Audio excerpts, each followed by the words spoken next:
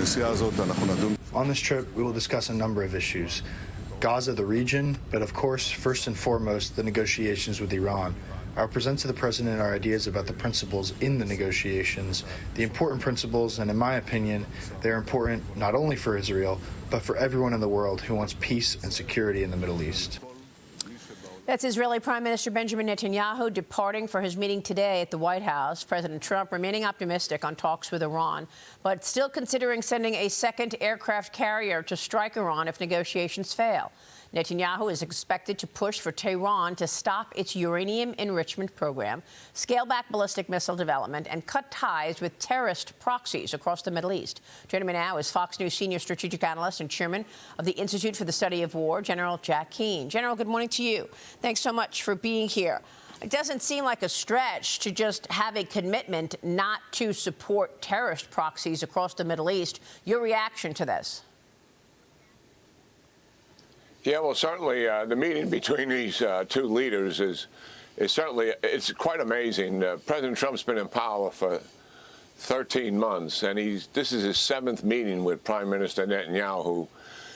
You got to look at what he is. He's really a wartime commander, and President Trump certainly is full throttle in support of this wartime commander because obviously they're our closest ally in the Middle East. And he is fighting Iran and its proxies, trying to literally destroy the state of Israel. This is what this has been about.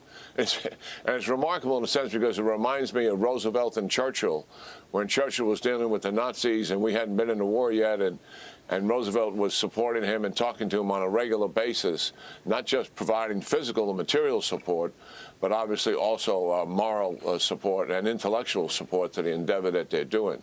So the two of them seem to be married at the hip here, and I think it's absolutely the right approach.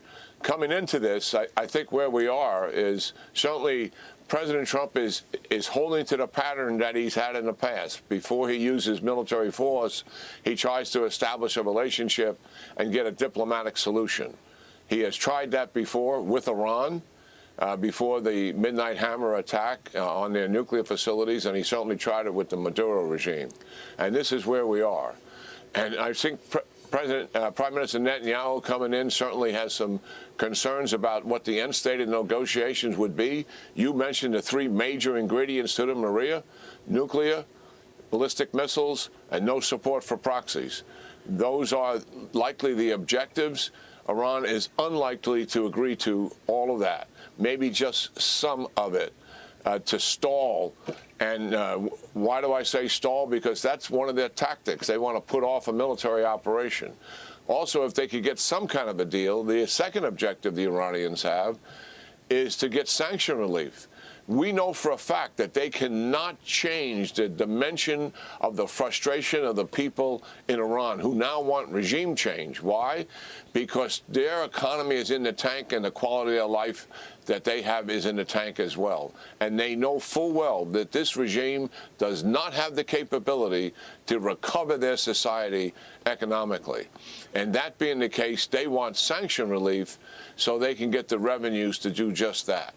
That is their objective here. I think the likelihood is we will use military action here. I think that is the preferred option, and I think that is likely the path we'll be on after these negotiations do not achieve their objectives. Wow, though that's quite significant. So Iran was in a weakened spot the last time we spoke in terms of the impact of the U.S. and Israeli strike on their infrastructure. And yet they come out swinging, continuing to come up with hostilities against the United States. How do you read the Iranians right now? Yeah, well, what the Iranians have, their priority after the 12-day June war, certainly that nuclear program was, in a sense, dismembered and mostly destroyed. They want to recover that, but they haven't taken significant action to do that. Where they put all their effort into, Maria, was their ballistic missile program.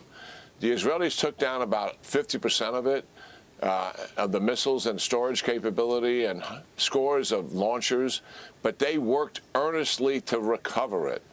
And they have recovered not all of it, but they have recovered much of it. And that is the Israelis' concern. They believe that the near-term threat to them is not a nuclear program, long-term threat for sure. Near-term threat is the ballistic missiles. They also have thousands of drones. Unlikely they would shoot them at Israel because it takes 6 to 8 hours to get there.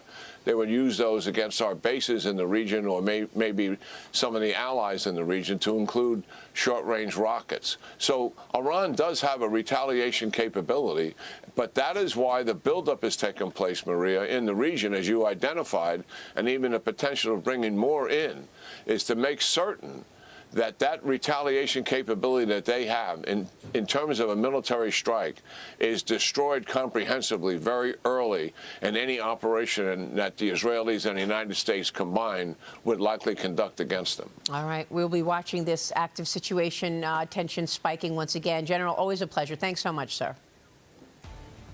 Yeah, great talking to you, Maria, and your audience. General Jack Keane. Stay with us. We'll be right back.